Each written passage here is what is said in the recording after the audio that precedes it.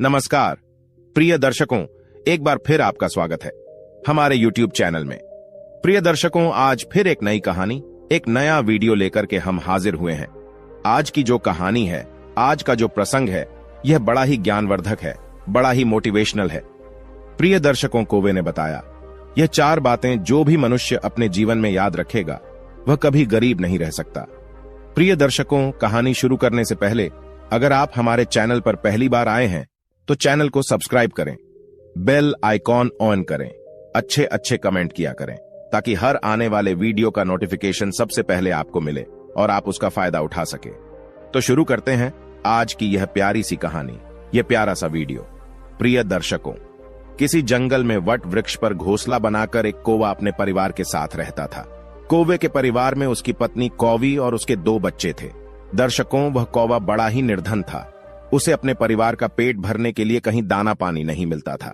वह कौवा हर रोज जंगल में दाना पानी की खोज करता, लेकिन उसे कहीं भी दाना पानी नहीं मिलता था। प्रिय दर्शकों, कौवा का परिवार इसी तरह थोड़ा बहुत जो मिल जाता उसी में अपना गुजारा कर रहा था। कभी कभी तो वह चारों रात में भूखे भी सोते थे और जब कभी कौवा को कहीं कुछ दाना पानी मिलता तो वह उसे अपने बच्चों को लाकर देता और खुद भूखा सो जाता। प्रिय दर्शकों, एक दिन की बात है। कौवे के बच्चे बहुत भूखे थे और उनके पास खाने के लिए कोई दाना नहीं था। तब कौवा की पत्नी कहती है कि पिया जी, चलो किसी अन्य पक्षी से भीख मांगकर कुछ दाना पानी ले आते हैं, नहीं तो हमारे बच्चे भूखे ही मर जाएंगे। प्रिय दर्शकों, कौवी की ऐसी बात सुनकर कौवा कहता है कि प्रिय, हमारे दिन बुरे भले ही चल रहे हो, लेकिन हम भीख नहीं मांग सकते। अगर हमने भीख मांगी तो हमारे बच्चे भी भीख मांगकर खाना सीख जाएंगे। प्रिय दर्शकों, तब कौवी कहती हैं कि पिया जी, अगर भीख मांगने में आपको इतनी ही परेशानी हो रही है तो जाकर हमारे लिए कहीं से भोजन ढूंढ कर लाइए। प्रिय दर्शकों, अब तो कौवा अपने परिवार के लिए भोजन ढूंढते ढूंढते बहुत दूर निकल जाता है और कई दिनों तक भोजन की तलाश करता है। वह कौवा भूखा प्यासा भोजन ढूंढने में लगा रहता है। प्रिय दर्शकों, कई दिन बीत जाते हैं। उसके बाद कौवा अपने घोंसले में वापस आता है और इस बार वह अपने साथ बहुत सारा दाना पानी लेकर आया था। ये देखकर कौवा की पत्नी और बच्चे बड़े प्रसन्न होते हैं। प्रिय दर्शकों, अब तो वह सभी पेट भर के भोजन करते हैं। अब कौवा की पत्नी कहती है कि पिया जी, मुझे माफ कर दीजिए, मुझे भीख मांगने की बात नहीं कहनी चाहिए थी। अब कौवा कहता है कि प्रिय, मैं तुम्हें एक कहानी सुनाता हूं, तब तुम्हें मेरी बात समझ में आएगी और जो भी मनुष्य इस कहानी को सुन लेगा वह कभी गरीब नहीं रहेगा, कभी भीख मांगकर नहीं खाएगा। प्रिय दर्शकों, कौवा अपनी कहानी प्रारंभ करता है। कौवा कहता है कि प्रिय, किसी शहर में एक निर्धन परिवार रहता था। उस परिवार में पति और पत्नी सिर्फ 2 ही सदस्य थे। कच्चे घर में वह अपना गुजारा कर रहे थे। वह गरीब आदमी मजदूरी करके अपना और अपनी पत्नी का पेट पालता था। इसी तरह दोनों के जीवन की गाड़ी चल रही थी। समय के साथ कौवी गर्भवती हो जाती है। यह सुनकर उसका पति बहुत खुश होता है। वह सोचने लगता है कि अब हमारे घर में भी एक नन्हा सा पुत्र खेला करेगा, हम उसे गोद में खिलाया करेंगे। प्रिय दर्शकों, धीरे धीरे समय गुजरता है। अब उस गरीब के घर में धीरे धीरे वह दिन भी आ जाता है। अब उसकी पत्नी एक बच्चे को जन्म देने वाली थी। उसे उसका पति एक अस्पताल में भर्ती कराता है। प्रसव का समय जब निकट आता है तो इधर वह गरीब आदमी अपने होने वाले बच्चे को लेकर मन में सपने संजोता है। तब तक उसके पास यमराज का बुलावा आ जाता है। उसकी एक दुर्घटना में मृत्यु हो जाती है। शहर के कुछ लोग इधर उस आदमी का अंतिम संस्कार करते हैं तो दूसरी तरफ उसकी स्त्री अस्पताल में अपने बच्चे को जन्म दे रही होती है। जब उस बेचारी को यह खबर मिलती है कि उसके पति की मृत्यु हो गई है तो उसका कलेजा फट जाता है। उस बेचारी का दुनिया में सिर्फ उसका पति ही तो था, अब वह भी उसे छोड़कर चला गया था। अब तो वह सिसक सिसक कर रो पड़ती है कि हे भगवान, यह तूने कैसा मेरे ऊपर दुखों का पहाड़ गिरा दिया। मेरा जो सहारा था उसे ही मुझसे छीन लिया। कम से कम इस बच्चे का तो ख्याल किया होता जिसका अभी जन्म भी नहीं हुआ है। पैदा होने से पहले ही तुमने उसके सर से पिता का साया हटा दिया। अब कौन इस बच्चे का पालन पोषण करेगा। प्रिय दर्शकों, कौवा आगे कहता है कि प्रिय, वह दुखियारी अस्पताल में ही अपने पति को याद करके बुरी तरह से रो रही थी। उसे समझ में नहीं आ रहा था कि संतान के आने की खुशी व्यतीत करूं या पति के जाने का दुख। शहर के कुछ लोगों ने उसे समझाया, बहन, जन्म मृत्यु सब विधाता के हाथ में होता है, इसमें मनुष्य का कोई जोर नहीं चलता।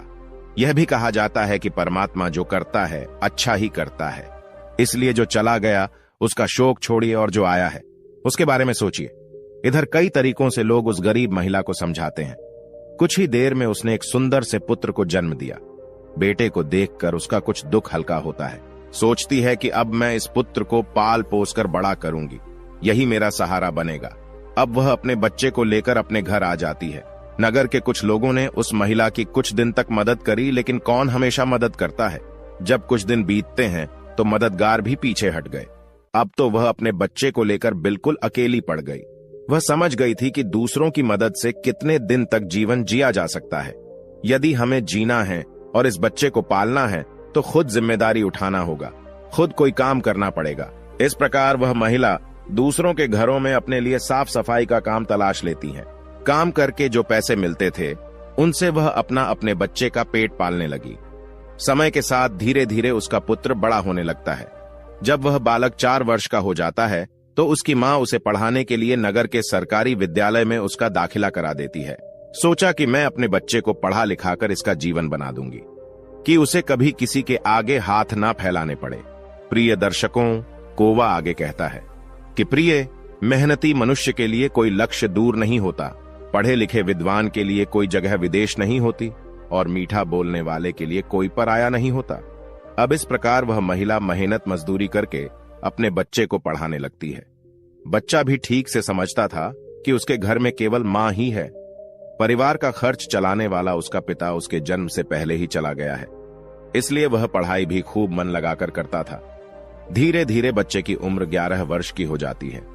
एक दिन की बात है, वह स्त्री बहुत बीमार पड़ जाती है। उसने सोचा कोई छोटी मोटी बीमारी होगी, इसीलिए कभी उस पर ध्यान नहीं दिया, लेकिन उसकी हालत दिन पर दिन खराब होती चली गई। बीमार होने की वजह से वह काम पर भी नहीं जा पाती थी। घर में इतने पैसे भी नहीं थे कि कहीं अपना ठीक से इलाज करा लेती। मां को अत्यंत बीमार देखकर बेटे को बहुत चिंता होती है। वह बालक कहता है, मां तुम चिंता मत करो, मैं तुम्हारे लिए अभी डॉक्टर के पास से दवाई लेकर आता हूं, तुम उसे खा लेना, फिर तुम जल्दी ही ठीक हो जाओगी। अपने बेटे की बात सुनकर मां की आंखें भर आती हैं। कहने लगी, बेटा अब तुम्हें कहीं जाने की जरूरत नहीं है, मेरा भी अब समय आ गया है। मैं तुम्हारे पिता के पास जाना चाहती हूं, लेकिन जाने से पहले तुम मेरी एक बात हमेशा याद रखना। जब तेरा जन्म नहीं हुआ था तब तेरे पिता ने और मैंने एक सपना देखा था कि हम अपने बच्चे को पढ़ा लिखा कर इतना काबिल बना देंगे कि उसे हमारी तरह गरीबी भरी जिंदगी ना जीनी पड़े। लेकिन बेटा मैं उस सपने को पूरा नहीं कर पाई। हे मेरे बेटे, मैं यदि चली भी जाऊं तो तुम अपने पिता के सपने को जरूर साकार करना। तुम ऐसा कोई काम मत करना जिससे तुम्हारे पिता का नाम खराब हो। तुम इस प्रकार से अपना जीवन जीना कि तुम्हारा नाम दूर दूर तक लोग जान जाए। कभी बेटा पैसे के पीछे मत भागना। पैसे के लिए तो लोग इतने नीचे गिर जाते हैं कि अपने माता पिता की इज्जत का भी ख्याल नहीं करते। तुम हमेशा अपना नाम कमाना। बेटा हमेशा स्वाभिमान बनकर जीना। कभी किसी के आगे अपने हाथ मत फैलाना। किसी से याचना मत करना। याचना नहीं करना ही श्रेष्ठता का मूल है, पराधीनता ही नरक है। मनुष्य को सदा ही विद्या, धन, बल, कीर्ति और पुण्य कमाना चाहिए। लड़के ने कहा, मां तुम घबराओ नहीं, मैं तुम्हारे लिए अभी दवाई लेकर आता हूं। और इतना कहकर लड़का मां से 10 रुपए लेकर दवा लेने चला जाता है। बेटे के जाते ही इधर उस गरीब स्त्री के प्राण निकल जाते हैं। प्रिय दर्शकों, जब नगर वालों को पता चलता है तो सब लोग इकट्ठे होकर उस स्त्री का उसके बेटे के हाथों अंतिम संस्कार कराते हैं। अब तो वह बालक बिल्कुल अकेला हो गया था, बिना माता पिता का बेटा। उम्र भी ज्यादा नहीं थी। आखिर जाए तो कहां जाए, करें तो क्या करें। दूर के जो रिश्तेदार थे उन्होंने भी उस बालक पर ध्यान नहीं दिया। आखिर वह गरीब जो था, लेकिन वह बच्चा अकेले ही अपने जीवन की राह पर चल देता है। उसने कभी हार नहीं मानी। जो पैसे मां छोड़ गई थी, कुछ दिन तक उन पैसों से अपना गुजारा चलाता रहा। कुछ दिन के बाद वह पैसे खत्म हो जाते हैं। घर में भी कुछ नहीं था। अब तो एक ही चारा था कि कुछ काम धंधा किया जाए, तभी भोजन की व्यवस्था होगी, तभी स्कूल की फीस भरी जाएगी। प्रिय दर्शकों, कोवा आगे कहता है, ये लड़के को अपनी मां की बात अच्छी तरह याद थी। उसकी मां ने कहा था कि बेटा कितना भी बुरा वक्त आ जाए पर किसी के आगे हाथ मत फैलाना, मेहनत करके ही अपना जीवन यापन करना। लड़के को अपनी मां की यह बात अच्छी तरह याद थी, इसलिए वह कभी किसी के आगे भीख नहीं मांगता था। विद्यालय से आने के बाद वह किसी के खेतों में काम करने चला जाता, कभी किसी की चाय की दुकान पर काम कर लेता और वहां से कुछ पैसे मिलते तो अपने विद्यालय की फीस भर देता था। और अपने खाने पीने की सामग्री खरीद लाता था। इस प्रकार छोटी सी आयु में वह बच्चा पढ़ाई भी करता था और मजदूरी भी करता था। धीरे धीरे कुछ साल ऐसे ही निकल जाते हैं। बच्चा अब अपने नगर से निकलकर कस्बे में पढ़ने लगता है। तब उसकी कॉपी किताबों का विद्यालय की फीस का खर्चा बढ़ जाता है, लेकिन उस बालक ने हिम्मत नहीं हारी। रोजाना विद्यालय जाता था। वह जो भी कमाता था उसकी सारी कमाई पढ़ने लिखने में ही लग जाती थी और जो कुछ थोड़ा बहुत बचता था उससे अपना पेट भर लेता था। प्रिय दर्शकों, अगर वह कहीं कोई स्थायी काम करता तो उसकी पढ़ाई छूट जाती थी और पढ़ाई करता तो पेट भरने के लिए भी कुछ नहीं था, इसलिए साथ ही साथ वह दोनों काम करता था। विद्यालय से आकर वह इधर काम करने चला जाता था। एक दिन की बात है, वह बच्चा विद्यालय से पढ़कर घर वापस लौटा, फिर उसके बाद काम की तलाश में चला गया। लेकिन उस दिन उसे कोई काम नहीं मिला। पूरा दिन निकल गया। अब हारा थका शाम को घर आकर सो गया। आज कुछ काम नहीं मिला तो खाना कहां से खाता? जो पैसे थे उनसे वह पहले ही विद्यालय की फीस भर चुका था। उसकी स्थिति तो यह थी कि रोज कमाया रोज खाया। जब उस दिन उसे कोई काम नहीं मिला तो बेचारे को भूखे पेट रहना पड़ा, केवल पानी पीकर सो गया। अब सुबह भूखा ही विद्यालय चला जाता है और विद्यालय की छुट्टी के बाद जब घर आता है तो फिर किसी काम की तलाश में निकल पड़ता है। सोचता है कल नहीं मिला लेकिन आज मुझे कोई ना कोई काम जरूर मिल जाएगा। प्रिय दर्शकों को वह आगे कहता है कि प्रिय, लेकिन दुर्भाग्य ने उसका पीछा नहीं छोड़ा। उस दिन भी उसे कोई काम नहीं मिला। आज उसे फिर भूखा पेट सोना पड़ा। भूख अब उसे ज्यादा बेचैन कर रही थी तो एक बार को उसके दिमाग में आता है कि भूखे पेट तो पड़ा भी नहीं जाता। अब तो मैं किसी से कुछ मांग कर खा लेता हूं, पर मां ने मरते वक्त उससे कहा था कि बेटा कभी भीख मांग कर मत खाना, हमेशा कमा कर खाना। लड़का भी बड़ा स्वाभिमान ही था, किसी से मांगने की उसकी हिम्मत नहीं हुई। सोचता था चाहे कुछ भी हो जाए पर भीख मांग करके नहीं खाऊंगा। अगर मैंने भीख मांगना शुरू कर दिया तो लोग मुझे भिखारी कहने लगेंगे। भगवान ने पेट दिया है तो कहीं ना कहीं से इसके लिए भोजन भी देगा। अब लड़का उस दिन भी भूखा रहता है। सुबह जब सोकर उठता है तो भूख के मारे चक्कर आने लगते हैं। अभी उसकी उम्र ही कितनी थी, भूख की मार वह कैसे सह सकता था। कुछ बड़ा होता तो 2-4 दिन काट भी लेता। अब आज वह विद्यालय भी नहीं गया। सोचा आज मैं सुबह से ही काम पर जाता हूं, काम मिल जाएगा तो भोजन कर लूंगा, फिर अगले दिन के लिए तैयार हो जाऊंगा। अब तो काम की तलाश में वह इधर उधर भटकता। उसकी आंखों के सामने अंधेरा छा रहा था। अब तो उसे चला भी नहीं जा रहा था। फिर एक पेड़ के नीचे बैठकर सोचने लगता है कि अगर इस समय मुझे भोजन नहीं मिला तो मेरे प्राण निकल जाएंगे। मुझे कुछ ना कुछ तो करना ही पड़ेगा। प्रिय दर्शकों, अब एक बार फिर से उसके मन में भीख मांगने का विचार आता है, लेकिन उसकी अंतरात्मा फिर मना कर देती है कि तू गरीब है, भिखारी नहीं। भीख मांगेगा तो फिर भीख मांगने की आदत पड़ जाएगी और तू भिखारी बन जाएगा। काफी देर तक लड़का इन्हीं प्रश्नों में उलझा रहता है। फिर उसके दिमाग में आया कि भीख मांगना अलग बात है और मदद मांगना अलग बात है। मैं किसी से भीख नहीं मांगूंगा, पर मदद तो मांग सकता हूं। भीख मांगना तो वो है जो मांगकर फिर लौटाया नहीं जाता, पर मदद मांगना वो है जो आप कभी भी लौटा सकते हो। लड़के ने सोचा कि मैं आज किसी से मदद मांग लेता हूं, जब मुझे काम मिल जाएगा तो मैं लौटा दूंगा। अब तो लड़का वहां से चलता है तो उसे नगर के बाहर एक बड़ा सा घर दिखाई देता है। लड़का उस द्वार पर जाकर द्वार को खटखटाता है। तब घर के अंदर से एक महिला निकलती है। महिला ने द्वार पर देखा कि 10-11 वर्ष का बड़ा ही उदास सा मासूम सा लड़का खड़ा है। पहले तो वहां महिला उस लड़के से पूछती है कि बेटा तुमने दरवाजा क्यों बजाया, क्या कुछ काम है? लड़का दोनों हाथ जोड़कर कहता, हे मां जी, मैंने दोपहर के समय आपको तकलीफ दी, इसके लिए क्षमा चाहता हूं। तब वह महिला पूछती है, बेटा क्या तुम्हें कुछ चाहिए? मैं तुम्हारी क्या मदद कर सकती हूं? प्रिय दर्शकों को वह आगे कहता है कि प्रिय वह महिला भी एक बच्चे की मां थी, इसीलिए ममता का भाव उसके शब्दों में था। उस महिला के पूछने पर एक बार तो लड़के के मन में यह आया कि चलो इन माँ जी से मैं कह ही देता हूं कि मैं 2-3 दिन से भूखा हूं और भोजन ना मिलने के कारण बहुत परेशान हूं। लेकिन उसके स्वाभिमान ने उसे रोक लिया और वह भोजन की जगह पानी मांग बैठा। कहने लगा, मां जी मुझे बहुत जोर की प्यास लगी थी, इसलिए दरवाजा खटखटाया था, क्या एक गिलास पानी मिल सकता है? प्रिय दर्शकों, लेकिन वह महिला बहुत समझदार थी। उसने जब लड़के को देखा तो वह समझ गई कि बालक बहुत भूखा है। वह कहती है, बेटा तुम थोड़ी देर रुको, मैं तुम्हारे लिए पानी लेकर आती हूं।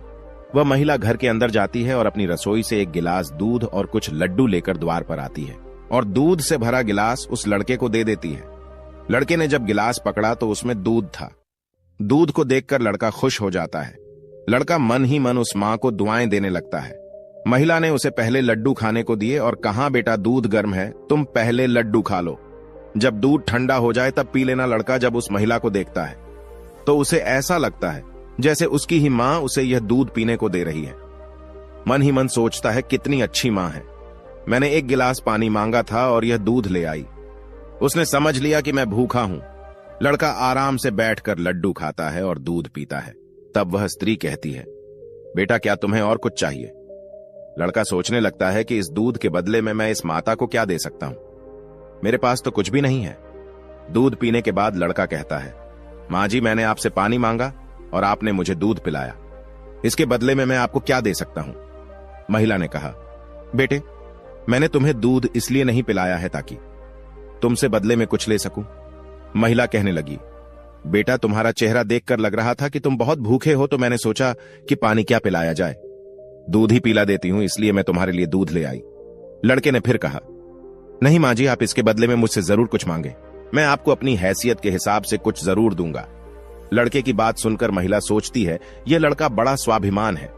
वह लड़का बार बार उससे मांगने की बात करता है तो वह महिला उसका मन रखने के लिए कह देती है कि बेटा मैंने यह दूध पिलाकर तुम पर कोई एहसान नहीं किया है, फिर भी यदि तुम मुझे कुछ देना चाहते हो तो बेटा तुम मुझे एक वचन दो कि जिस प्रकार आज मैंने तुम्हारी मदद की है, इसी प्रकार तुम भी जब कभी मदद करने लायक हो जाओ तो किसी जरूरतमंद की मदद कर देना। जिस दिन तुम किसी की मदद कर दोगे उसी दिन तुम मेरे इस एहसान से मुक्त हो जाओगे। प्रिय दर्शकों, उस महिला ने यह बात इसलिए कही थी ताकि वह लड़का अपने आप को मजबूर ना समझे और खुशी खुशी अपने घर को जा सके। वह लड़का उस बात को अपने दिमाग में बैठा लेता है। वह उस महिला के पैर छूकर काम की तलाश में आगे को चला जाता है और इस प्रकार धीरे धीरे कई दिन बीत जाते हैं। जिस विद्यालय में वह पढ़ता था उसी विद्यालय में उस स्त्री का बेटा भी पढ़ता था जिसने उसे दूध पिलाया था। एक दिन वह महिला अपने बच्चे को विद्यालय छोड़ने जाती है तो उसने देखा कि विद्यालय में वह लड़का भी पढ़ रहा था। वह स्त्री उस लड़के को पहचान लेती है। उसने विद्यालय के मास्टर जी से जाकर पूछा कि वह बालक कौन है, तो मास्टर जी ने उसे बताया कि उस बालक का नाम रिंकू है और वह बिना माता पिता का बेटा है। छोटी सी आयु में ही उसके दोनों माता पिता गुजर गए थे। यह जानकर उस महिला को बड़ा दुख होता है। सोचती है जब इसके माँ बाप नहीं है तो फिर इसकी पढ़ाई का खर्च कौन उठाता है। तब विद्यालय के बड़े मास्टर बताते हैं, बहन जी रिंकू बहुत ही अच्छा बच्चा है, वह अपनी पढ़ाई का खर्च स्वयं उठाता है और पढ़ने में भी बड़ा तेज है। वो मेहनत मजदूरी करता है और तब जाकर विद्यालय की फीस भरता है। जब कभी वह विद्यालय नहीं आता है और अपनी फीस भी समय पर नहीं दे पाता है तो हम लोग उस पर ज्यादा दबाव नहीं बनाते। प्रिय दर्शकों को वह आगे अपनी पत्नी कोवी से कहता है कि प्रिय, जब उस स्त्री को संकेत की स्थिति का पता चलता है तो वह करुणा से भर जाती है। उसका मन करता है कि मैं उस बालक की कुछ मदद करूं जिसका कोई नहीं होता। ऐसे ही लोगों की मदद तो करनी चाहिए, तभी भगवान प्रसन्न होता है। जिसका कोई नहीं है वह भगवान का है और उसकी मदद करने का अर्थ है कि आपने भगवान को प्रसन्न कर दिया।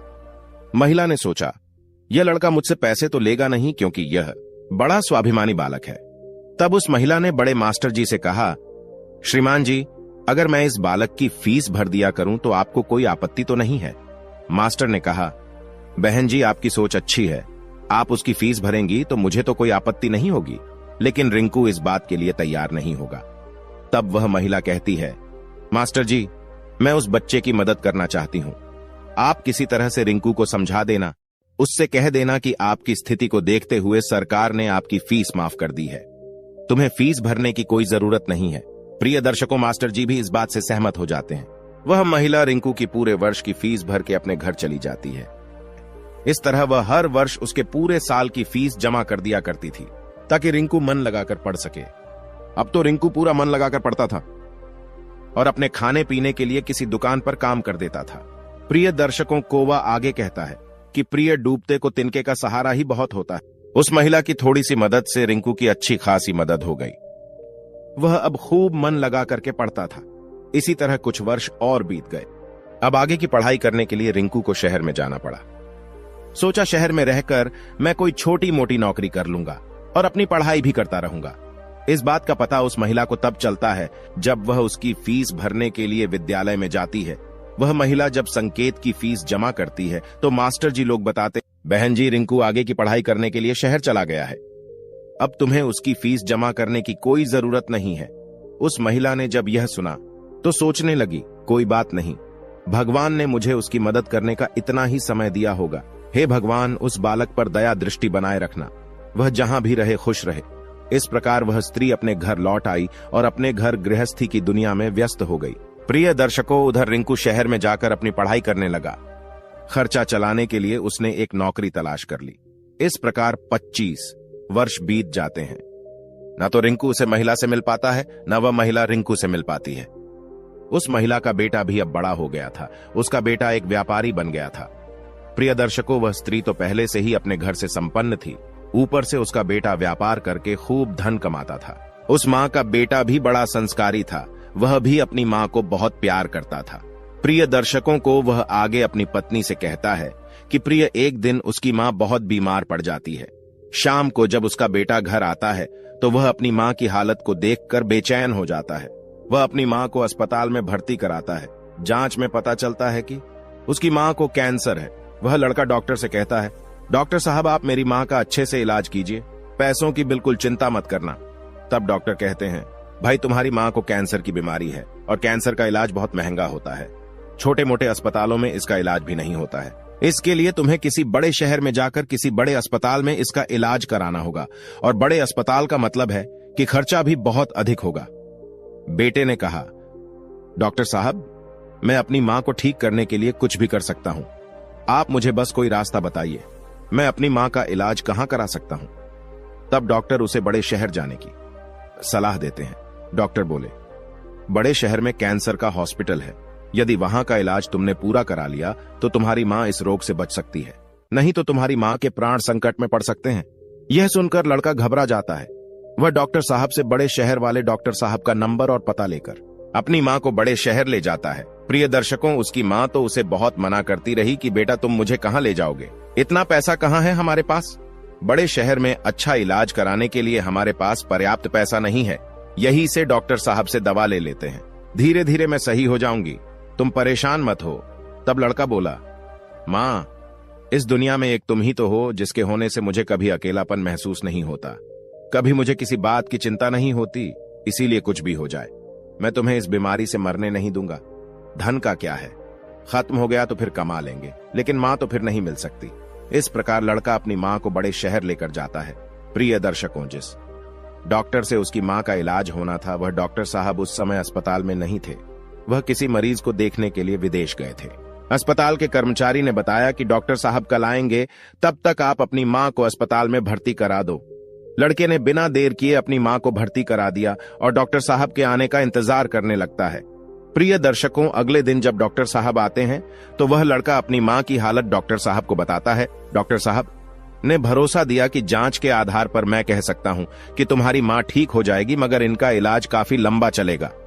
लड़के ने कहा, डॉक्टर साहब कुछ भी हो जाए, मैं अपनी माँ को ठीक कराकर ही घर ले जाना चाहता हूँ, चाहे इसके लिए मुझे अपना सब कुछ बेचना पड़े, कितने ही दिन मुझे यहाँ रुकना पड़े। प्रिय दर्शकों, इस प्रकार वहां के डॉक्टर ने उस माँ का इलाज शुरू कर दिया। अगर छोटे शहर की बात होती तो खर्चा कुछ कम हो जाता, लेकिन वहां का खर्चा तो बहुत लंबा था। फिर भी उस लड़के ने हिम्मत नहीं हारी। प्रिय दर्शकों, वह कहता है कि मां से अनमोल संसार में कुछ भी नहीं है। डॉक्टर साहब जो दवाइयां लिखते थे वह दवाइयां बहुत महंगी आती थीं। लड़का अपनी मां के लिए महंगी से महंगी दवाइयां लेकर आता था। उधर उसका जो व्यापार था वह अपनी मां की देखरेख के कारण उसमें भी समय नहीं दे पाया, तो वह भी ठंडा पड़ गया। कई दिन तक इलाज होता रहा। धीरे धीरे मां की हालत में सुधार होने लगा। बेटे के पास जो जमा पूंजी थी वह खत्म होने लगी। इधर मां को जब पता चलता है कि बेटे के पास अब पैसे नहीं रहे तो मां कहती है, बेटा तुम इतनी महंगी दवाइयां क्यों ले रहे हो, कहां से डॉक्टर साहब की फीस भरोगे, कहां से दवाइयों का खर्च उठाओगे, तुम्हारा व्यापार भी बंद हो गया है। तब बेटा कहता है, मां तुम चिंता मत करो, मैं तुम्हारा इलाज, अपना मकान दुकान सब कुछ बेचकर कराऊंगा। मां भी बेटे की जिद के आगे बेबस हो जाती है। वह लड़का अपनी मां का इलाज निरंतर जारी रखता है और धीरे धीरे 1 महीना बीत जाता है। प्रिय दर्शकों, वहां पर एक बात बड़ी ही विचित्र थी। उस अस्पताल का जो सबसे बड़ा डॉक्टर था वह जब उस लड़के की मां से मिलने आता था तो 2-4 घंटे उस माँ के पास बैठकर बातें किया करता था। ये देखकर माँ को भी बड़ा अच्छा लगता था कि अजीब डॉक्टर है, इतना बड़ा डॉक्टर है जिसे बिल्कुल भी फुर्सत नहीं है। वह मुझसे बात करने के लिए इतना समय कैसे निकाल लेता है। प्रिय दर्शकों, इस प्रकार कई दिन बीत जाते हैं। तो एक दिन वह लड़का डॉक्टर के पास में जाता है और डॉक्टर साहब से पूछता है कि डॉक्टर साहब, अभी मेरी माँ का इलाज कितने दिन और चलेगा। डॉक्टर साहब उसे सारी बात बताते हैं कि भाई आप चिंता मत करो, आपकी माँ पूरी तरह से स्वस्थ हो चुकी है। मैं भी संतुष्टि के लिए एक बार जांच और करा लेता हूँ। उस जांच की रिपोर्ट आ जाने दो, फिर तुम अपनी माँ को घर ले जा सकते हो। प्रिय दर्शकों, अब तो उस माँ का बेटा रिपोर्ट आने का इंतजार करने लगता है। 2 दिन के बाद रिपोर्ट आ जाती है। जब रिपोर्ट आती है तो लड़का फिर डॉक्टर से मिलने जाता है और पूछता है, डॉक्टर साहब क्या मेरी माँ ठीक हो गई, कोई खतरे वाली बात तो नहीं है। तब डॉक्टर साहब कहते हैं, भाई चिंता मत करो, रिपोर्ट अच्छी आई है, तुम्हारी माँ पूरी तरह से ठीक हो गई है, अब आप इन्हें अपने घर ले जा सकते हो। डॉक्टर की बात सुनकर बेटा खुश हो जाता है और डॉक्टर साहब को बहुत धन्यवाद देता है। लड़का अपनी माँ के पास जाता है और सोचता है कि भगवान का लाख लाख धन्यवाद कि मेरी माँ बच गई, मेरी मेहनत सफल हो गई। यही बात वह अपनी माँ को बताने के लिए जाता है और माँ से कहता है कि माँ तुम पूरी तरह से ठीक हो गई हो, अब हम जल्द ही अपने घर जाने वाले हैं। यह बात सुनकर माँ भी बड़ी खुश हो जाती है, लेकिन अगले ही पल वह यह सोचकर उदास हो जाती है कि मैं तो ठीक हो गई हूँ, लेकिन इस अस्पताल का जो बिल होगा वह लाखों में होगा, कैसे मेरा बेटा चुका पाएगा। इतनी मोटी रकम की व्यवस्था वह कहां से करेगा। पास में जो जमा पूंजी थी वह तो सब इलाज में खर्च हो गई। माँ को उदास देखकर बेटा समझाता है, माँ तुम क्यों उदास होती हो, मैं अपना सब कुछ बेचकर आपके इलाज का बिल चुका दूंगा, घर मकान तो बाद में भी बना लूंगा, इसलिए माँ तुम्हें इन बातों की चिंता करने की कोई जरूरत नहीं है। बेटा अपनी माँ को बहुत समझाता है, मगर माँ तो माँ होती है, उसका अपने बेटे के लिए चिंता करना स्वाभाविक था। माँ सोचने लगती है कि मेरा बेटा यदि सब कुछ बेच देगा तो फिर वह आगे अपना जीवन कैसे चलाएगा, इसके भविष्य का क्या होगा। प्रिय दर्शकों, वह माँ रात भर यही सोचती रही। चिंता करते करते माँ और बेटा दोनों की रात निकल गई। जब अगला दिन होता है और उसकी माँ की छुट्टी का समय होता है तो अस्पताल का एक कर्मचारी एक लिफाफा लेकर माँ बेटे के पास आता है और उस महिला के बेटे से कहता है कि डॉक्टर साहब ने आपके लिए यह बिल का लिफाफा भेजा है, आप इस बिल को ठीक से देख लो और इस बिल को चुकाकर तुम अपनी माँ को अपने घर ले जाओ। बिल का लिफाफा देकर वह अस्पताल का कर्मचारी तो चला गया। अब वह लड़का उस बिल के लिफाफे को खोल कर देखता है। वह सोचता है पता नहीं कितना बिल होगा।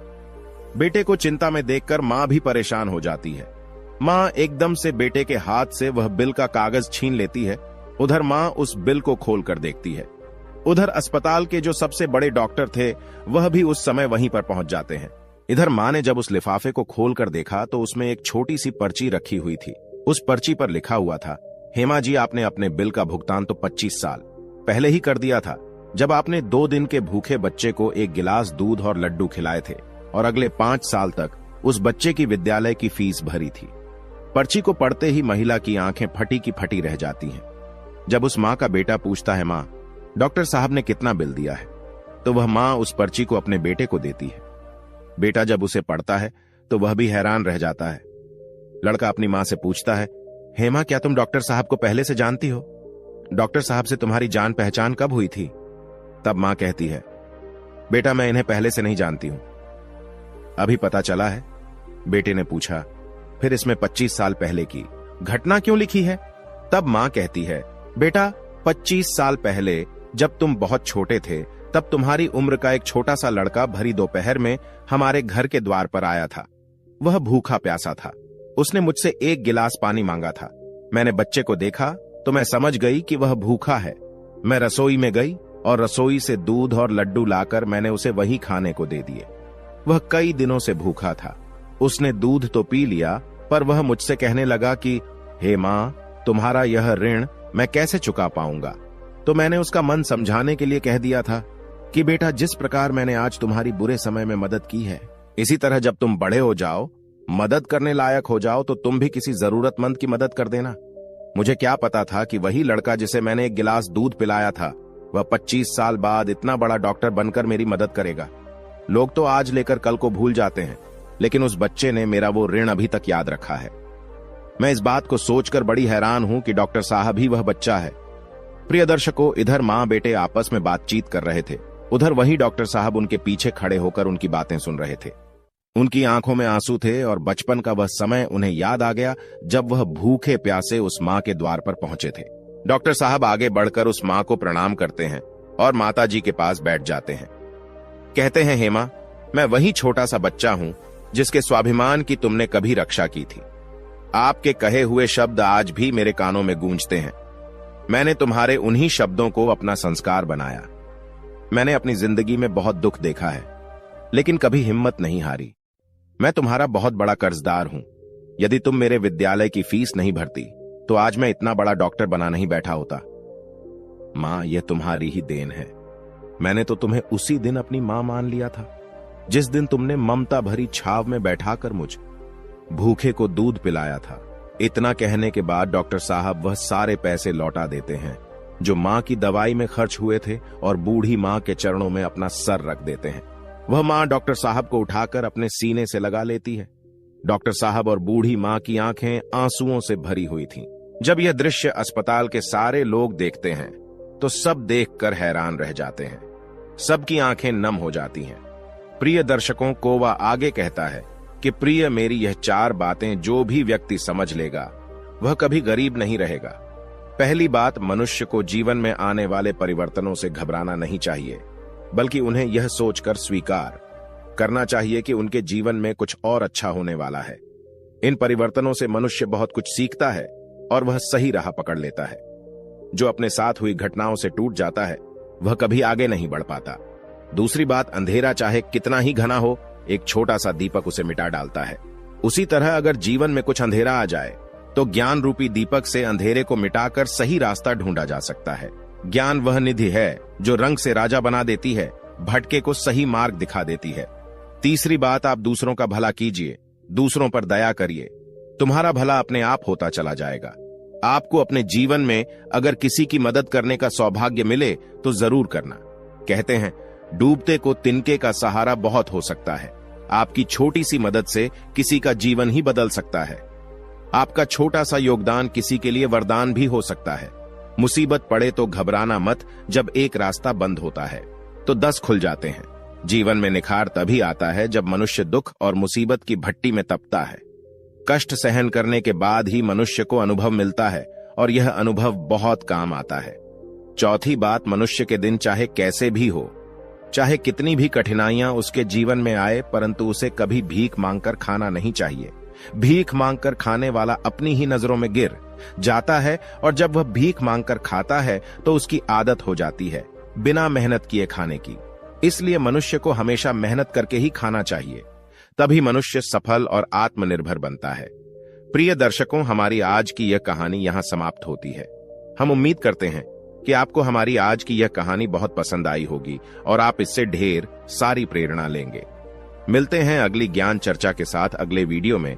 तब तक के लिए नमस्कार, धन्यवाद।